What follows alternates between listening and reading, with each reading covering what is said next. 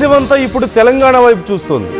Telangana rising global summit పెట్టుబడుల ధమాకా మరోవైపు కలిసొచ్చే అంశంగా ఉంది.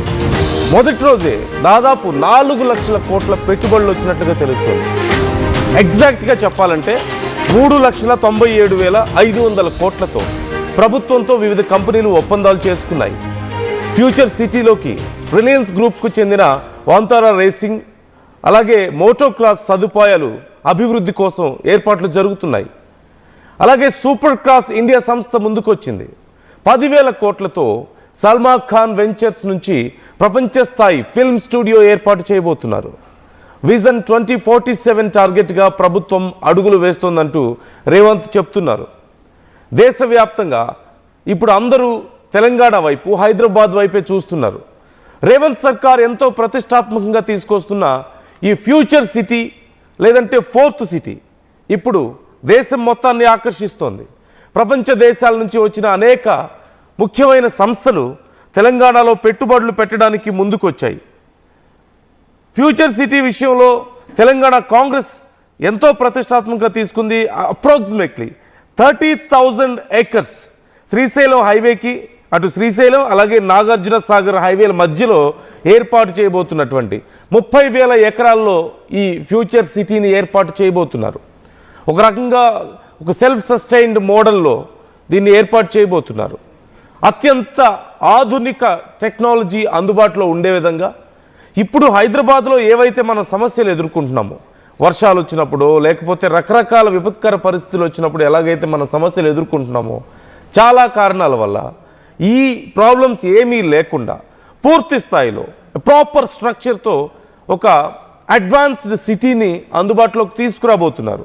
హైదరాబాద్కి అనుసంధానంగా ఉండేలా ఈ అడ్వాన్స్డ్ సిటీ ప్రపంచ అగ్రదేశాల్లో ఉన్నటువంటి సిటీలకి పోటీ పడబోతోంది అంటున్నారు. ఇప్పుడు ఈ ఫ్యూచర్ సిటీలో పెట్టుబడులు పెట్టేందుకు తెలంగాణ ప్రభుత్వం ప్రముఖ సంస్థల్ని ఇన్వైట్ చేసింది. అలాగే దేశంలోని అన్ని రాష్ట్రాల ముఖ్యమంత్రులను కూడా ఇన్వైట్ చేసింది. ఈరోజు ముఖ్యమంత్రులు రాబోతున్నారు. మోదీ మరి వస్తారా లేదా అనేది ఇంకా తెలియాల్సి ఉంది. ఈ నేపథ్యంలో ఫ్యూచర్ సిటీ పాపులారిటీని విపరీతంగా పెంచే ప్రయత్నం దాంట్లో భాగంగా నిన్న జరిగినటువంటి మొదటి రోజు జరిగినటువంటి ఈ ఎంఓయూల సదస్సు నేపథ్యంలో 4 లక్షల కోట్లు వివిధ అంతర్జాతీయ కంపెనీలు పెట్టుబడులు పెట్టడానికి ముందుకొచ్చినట్లుగా తెలుస్తోంది. భారీగా పెట్టుబడులు అలాగే భారీగా ఉద్యోగాలు కూడా రాబోతున్నట్లుగా తెలుస్తోంది.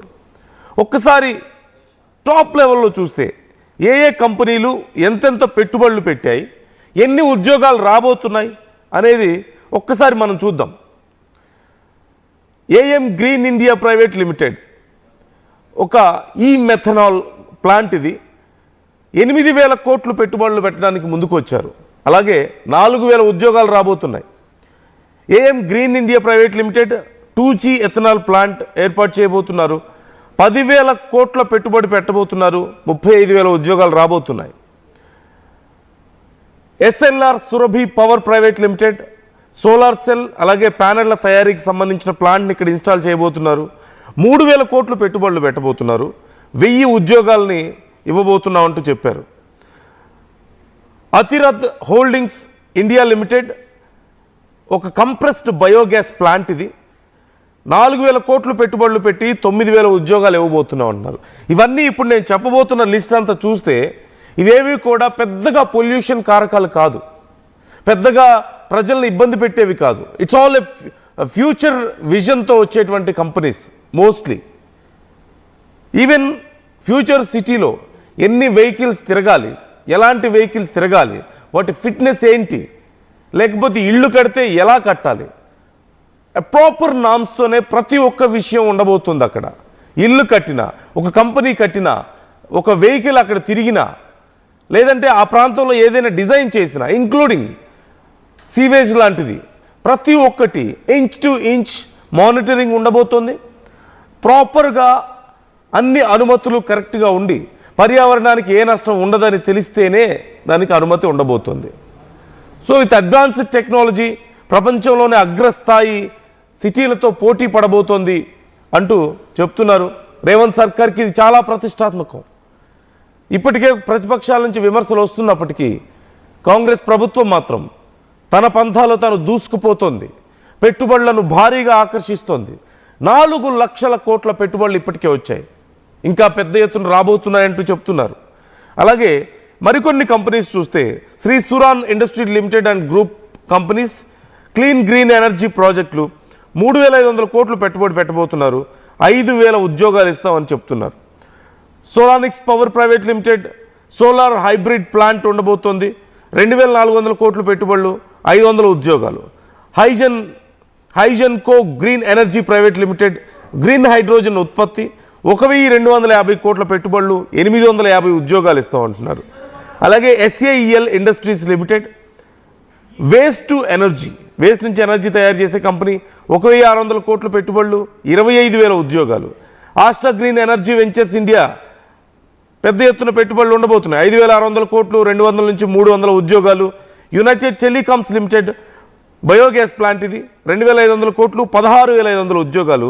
AMR ఇండియా లిమిటెడ్ 2,000 మెగావాట్ల సమీకృత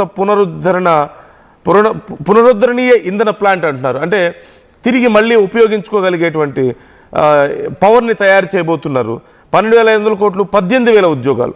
ఇలా వరుసగా మీరు చూడొచ్చు. Axis energy ventures India private limited, Ecoren, అలాగే my home power private limited వస్తున్నటువంటి కంపెనీలు అన్నీ కూడా మోస్ట్లీ రీయూజబుల్ రెన్యూబుల్ ఎనర్జీస్ మీద రన్ అయ్యేటువంటి plants and number of employment పెద్ద ఎత్తున కలిగించబోతున్నారు. పర్యావరణానికి ఏమాత్రం పొల్యూషన్ కారకం కాని కంపెనీస్, ప్లాంట్స్ అక్కడ ఏర్పడబోతున్నాయి. So it's a long vision, a wider angle వ్యూతో ఈ సిటీని ఏర్పాటు చేయబోతున్నట్లుగా మనకు కనిపిస్తుంది క్లియర్గా. అండ్ మధు జాయిన్ అవుతున్నారు. మధుతో మరిన్ని డీటెయిల్స్ అడిగి తెలుసుకుందాం మనం. మధు, ఆల్మోస్ట్ 4 లక్షల కోట్ల పెట్టుబడులు అండ్ ఈరోజు ఎలా ఉండబోతోంది? ఈరోజు సీఎంలు అందరినీ ఇన్వైట్ చేశారు కదా, ఈరోజు వచ్చే అవకాశం ఉందంటున్నారు. మరి మోదీ వస్తారా రారా, క్లారిటీ ఏమైనా ఉందా? అప్డేట్స్ ఏంటి ఓవరాల్గా? ఎగ్జాక్ట్లీ, ఆహ్వానం అందింది ప్రముఖులందరికీ కూడా. సో వారి షెడ్యూల్ బట్టి వచ్చేటువంటి అవకాశం ఉంది. పార్లమెంట్ జరుగుతా ఉంది, పార్లమెంట్ లో కీలకమైనటువంటి బిల్లుల గురించి చర్చ జరుగుతుందనేటువంటి ఒక ఆలోచన చేశారు. మోదీయే కాదు, ప్రతిపక్ష నాయకుడు పార్లమెంట్ కి సంబంధించి రాహుల్ గాంధీతో పాటు ఇంకా కొంతమంది కీలక నాయకుల్ని ఆహ్వానించారు.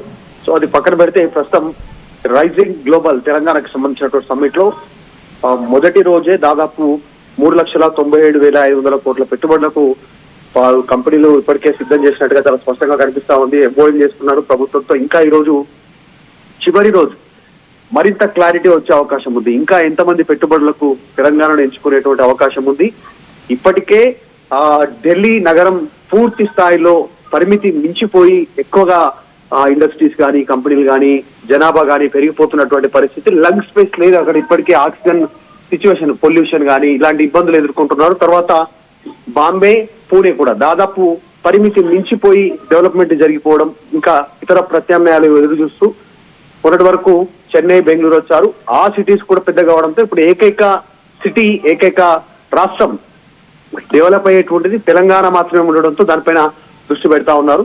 ఇప్పటికే 100 కిలోమీటర్లు ఎక్స్పాండ్ అయింది. అటు నుంచి ఇంకా ఫ్యూచర్ లో మొత్తం పరిధి దాదాపు 3,000 నుంచి 5,000 కిలోమీటర్ల పరిధి వరకు మొత్తం, అంటే పూర్తి స్థాయికి సంబంధించినటువంటి డిస్టెన్స్ రూపంలో కాకుండా నగరం విస్తరించడానికి అవకాశం ఉన్నటువంటి ఆ పరిధి ప్రస్తుతం నగరంలో ఉంది. నగరం చుట్టుపక్కల ఉండడంతో దృష్టి పెడతా ఉన్నారు.